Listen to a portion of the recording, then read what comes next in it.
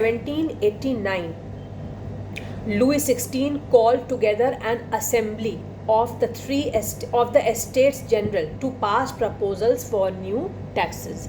Just now in the previous page we have read that Louis XVI wanted to increase the taxes. He wanted to levy more taxes on the third estate in order to meet the expenses. So in order to discuss regarding these new taxes, whether they can be imposed or not, the assembly of the Estates General was called.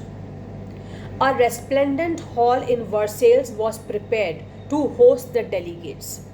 The first and the second estates sent 300 representatives each. See carefully. Last time also I had read these important lines and I had told you to pay attention. I am reading this line again.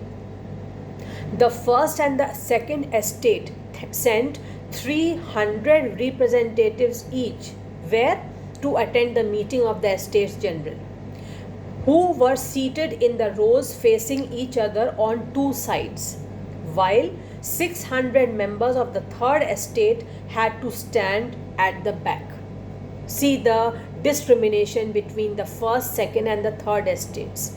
The representatives of the first and the second estates were sitting in front, whereas 600 members of the third estate were given no place to sit in that big hall where the meeting was to be held, and they were standing at the back. The third estate was represented by its more prosperous and educated members.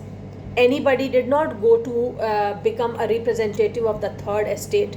The educated people, the rich and educated people, prosperous and educated people represented the third estate.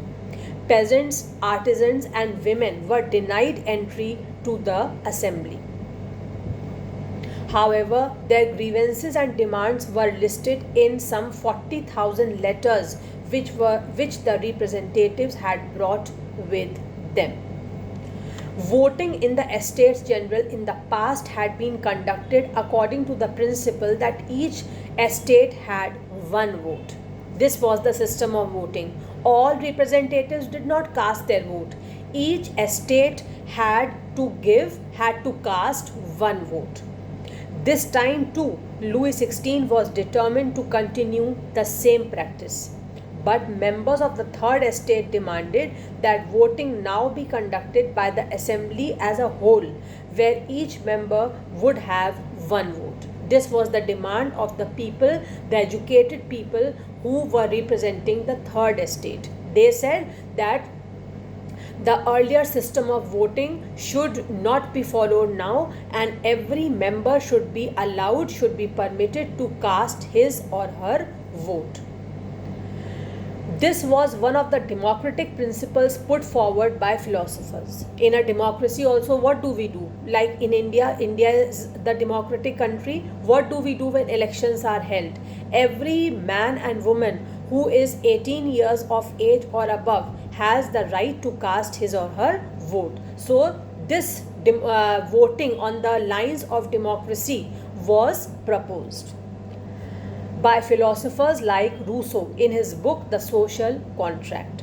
When the king rejected this proposal, members of the third estate walked out of the assembly in protest. So this system of voting, that every member should be allowed to vote, this system was not permitted, this system was rejected, and to show their anger, the people of the third estate, the members who had come to represent the third estate, they walked out of the assembly in protest.